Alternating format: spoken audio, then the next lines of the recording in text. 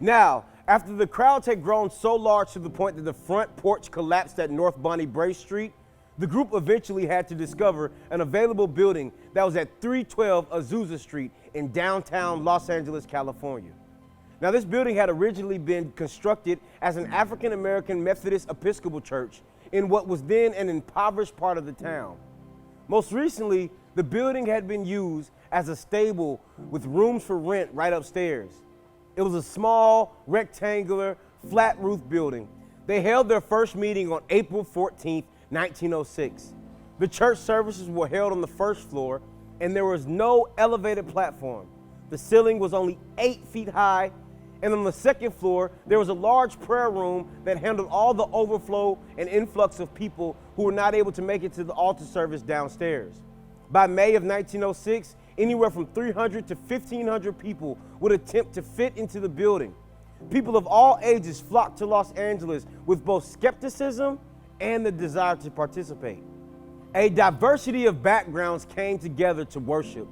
Men, women, children, black, white, Asian, Native American, immigrants, the rich, the poor, the illiterate, the educated.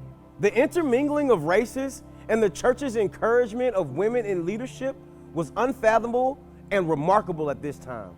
It was 1906, at the height of the Jim Crow era, where racial segregation was at an all-time high.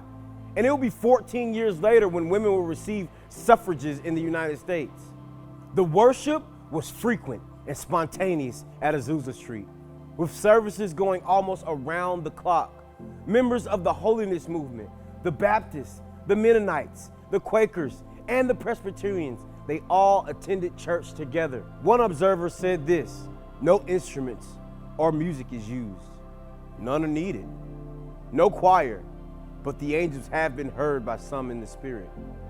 No collections are taken.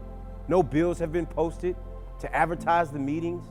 No church organization is backing this.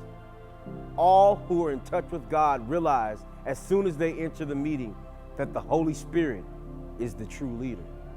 The first edition of the Apostolic Faith publication claimed that common reactions to the revival were something similar to this. Proud, well-deserved preachers, they came to investigate, and soon their high looks were replaced with wonder and awe. The conviction then came, and very often you would find them in a short time wallowing all over the floor, asking God to forgive them and make them like children again.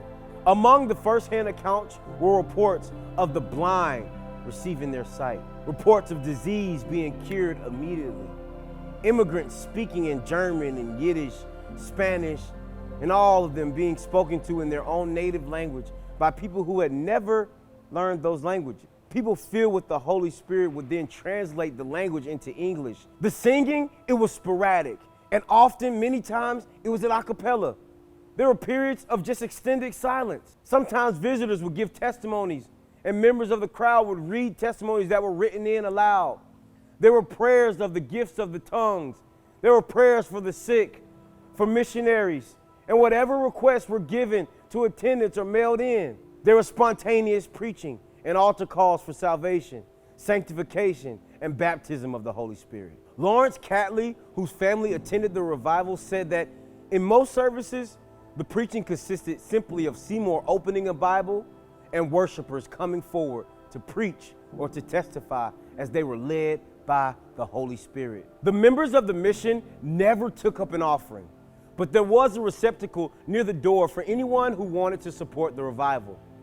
The core membership of the Azusa Street mission was never more than 50 or 60 individuals, with thousands of people visiting or choosing to stay temporarily over the years. Anyone, regardless of their age, gender, or race, served a purpose in this revival. This was an empowerment of all believers. People were filled with the Holy Spirit, as was true in Acts chapter 2. People spoke plainly the gospel for all to hear. The glorious truth of revival is not how polished it was, but the heart of William Seymour. He was humble, he was obedient, and faithful to the calling that God had placed on his life. Now, more than ever, we need revival to come again. We need a fresh outpouring of God's Spirit in our nation.